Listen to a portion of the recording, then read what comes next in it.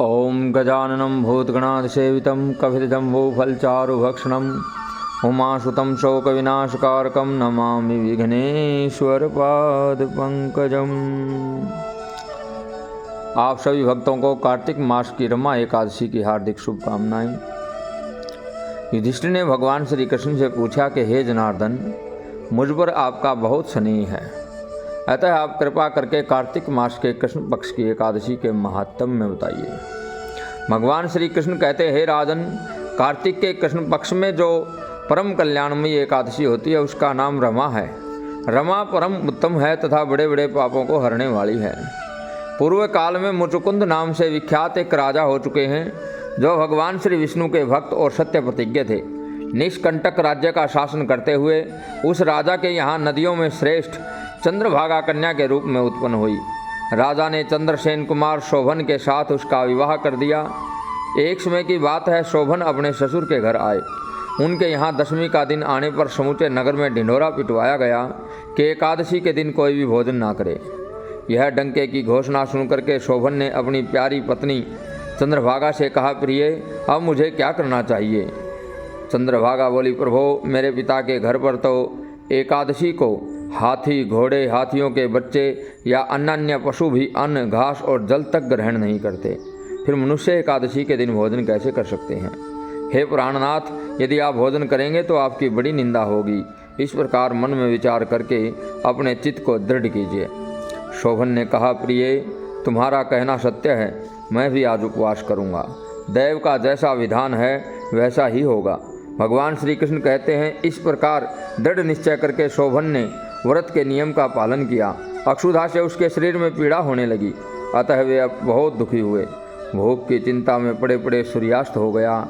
रात्रि आई जो हरि पूजा परायण और जागरण करने वाले आसक्त मनुष्यों को हर्ष बढ़ाने वाली थी, परंतु वही रात्रि शोभन के लिए बहुत दुखदायिनी हुई।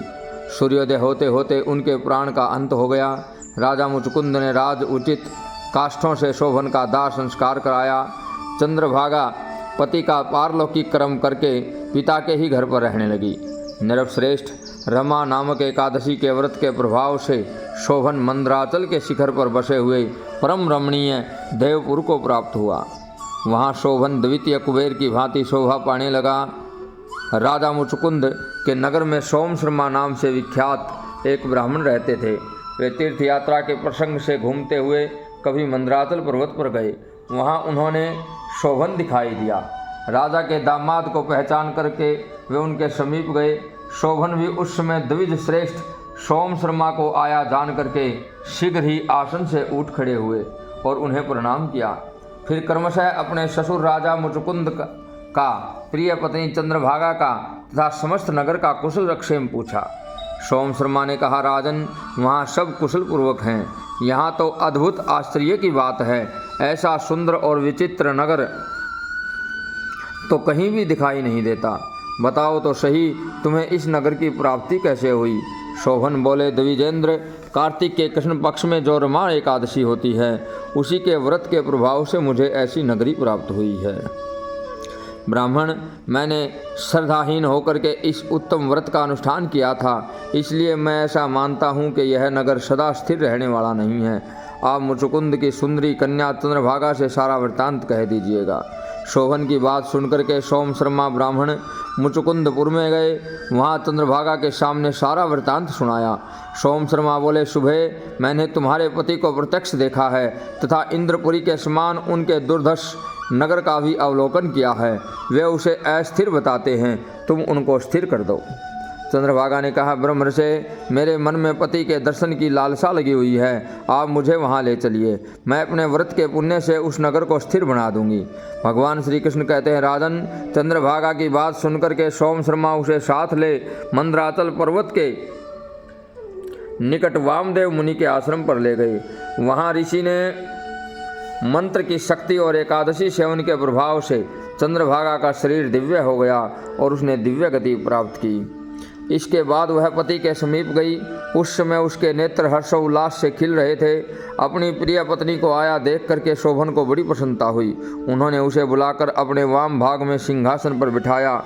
फिर चंद्रभागा ने हर्ष में भर करके अपने प्रियतम से प्रिय वचन कहे, हे नाथ, मैं हित की बात कहती हूँ, सुनो।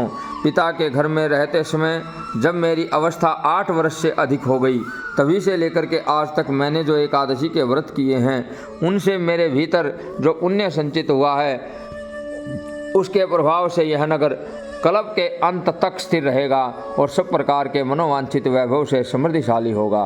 हे नृपश्रेष्ठ, इस प्रकार रमा के व्रत के प्रभाव से चंद्रभागा दिव्य भोग, दिव्य रूप और दिव्य आभरणों से भूषित होकर के पति के साथ मंदराचल के शिखर पर विहार करने लगी।